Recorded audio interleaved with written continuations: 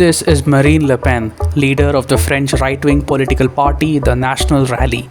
The National Rally suffered a shocking loss in the French parliamentary elections that were held recently.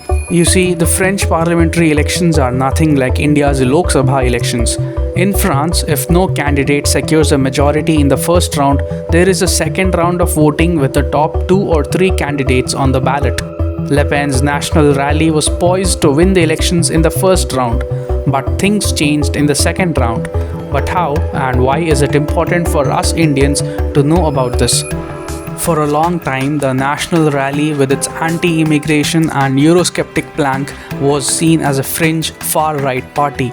But as the party became more mainstream in the recent years, it was seen as a threat by other political parties in France, President Emmanuel Macron's centrist party and the left-wing coalition, the New Popular Front. For the second round of voting, these parties, the centrists and the leftists, came up with a plan to join hands and defeat Marine Le Pen. To prevent splitting of votes, the centrists and leftists withdrew some of their candidates so as to consolidate their votes and beat the National Rally. This tactical alliance worked, and Marine Le Pen's National Rally was soundly defeated, with the leftist coalition gaining the most seats in the elections. As the results were announced, radical far-left activists and Islamists took to the streets of France, celebrating the win with rioting and looting. In some celebrations on the streets, even Palestinian flags were waved, signifying how liberal government policies, combined with rapid demographic change in the country, have transformed France's politics and its society forever. So what lessons does this have for India?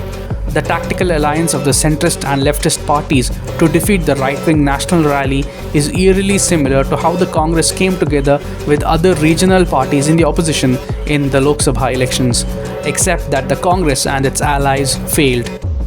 What is happening in France now shows how India avoided a catastrophe thanks to the BJP winning the most seats and the BJP-led NDA forming the government.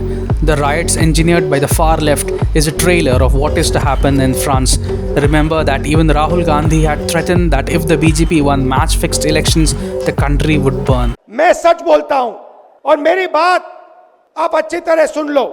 अगर हिंदुस्तान में match fixing का चुनाव BJP जीते और उसके बाद संविधान को उन्होंने बदला, तो इस पूरे देश में आग लगने जा रही है।